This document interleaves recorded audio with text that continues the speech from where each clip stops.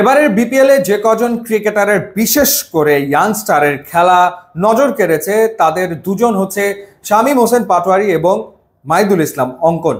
একজন খেলছেন চিটাগং কিংসের হয়ে এবং আরেকজন খুলনা টাইগার্সের হয়ে, এবং শেষবার খেলবেন দ্বিতীয় কোয়ালিফায়ারে। একজন ফাইনালে খেলবেন আর একজন বাড়ি ফিরবেন।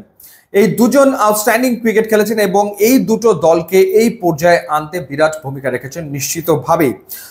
আগে পরিসংখ্যান আপনাদের যদি জানাই, শামীম হোসেন পাটোয়ারি 13 ইনিংসে 345 রান করেছেন, যেখানে হাইয়েস্ট হচ্ছে 79, গড় হচ্ছে 31.36, এবং তার যে স্ট্রাইক রেট সেটা 160+, দুটো 50 তিনি করেছেন, চার মেরেছেন 32টা, ছক্কা মেরেছেন 18টা। সবচেয়ে বড় ব্যাপার হচ্ছে যে ইম্প্রোভাইজ শটস, যেটা টি20তে প্রয়োজন পড়ে, সে ধরনের শটস তিনি খেলছেন।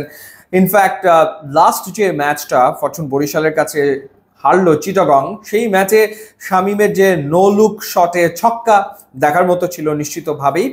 তার ব্যাটিং টি20-র জন্য ভীষণ রকম উপযোগী। মাহিদুল ইসলাম অঙ্কনের পরিসংখ্যান যদি আপনাদের জানাই, 11টা ইনিংসে 275 রান তিনি করেছেন, গড় হচ্ছে 34.37, হাইয়েস্ট হচ্ছে 59, একটা 50 করেছেন এবং তার স্ট্রাইক রেট 184.56, অর্থাৎ শামীম হোসেন পাটোয়ারির চেয়েও বেশি স্ট্রাইক রেট মাহিদুল অঙ্কনের, এবং 14টা চারের পাশাপাশি 21টা ছক্কা তিনি হাঁকিয়েছেন। শামীম হাঁকিয়েছেন 18টা এবং অঙ্কন হাঁকিয়েছেন 21টা।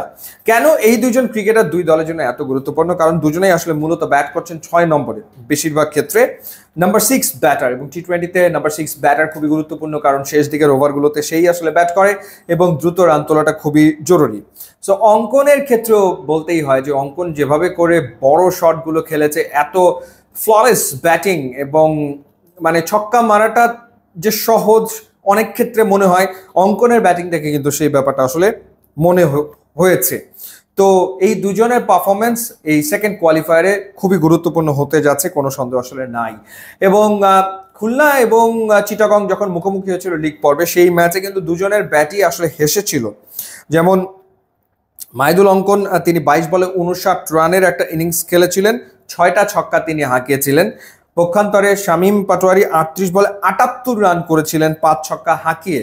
সুতরাং চিটাগংয়ের বোলারদেরও খুব ভালোভাবে মাহিদুল অঙ্কন চেনেন, এবং খুলনার বোলারদেরও শামীম হোসেন পাটোয়ারি এর আগে বেশ ভালোভাবে মোকাবেলা করেছেন। সুতরাং তাদের ইনিংসটা গুরুত্বপূর্ণ আসলে হতে যাচ্ছে।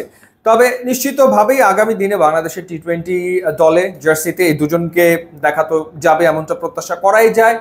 এবং শামীম পাটোয়ারি এরই ভেতরে বাংলাদেশের হয়ে ওয়ানডে টি20 খেলে ফেলেছেন, আর মাহিদুল অঙ্কন এখন পর্যন্ত বাংলাদেশের হয়ে একটা টেস্ট ম্যাচ খেলেছেন।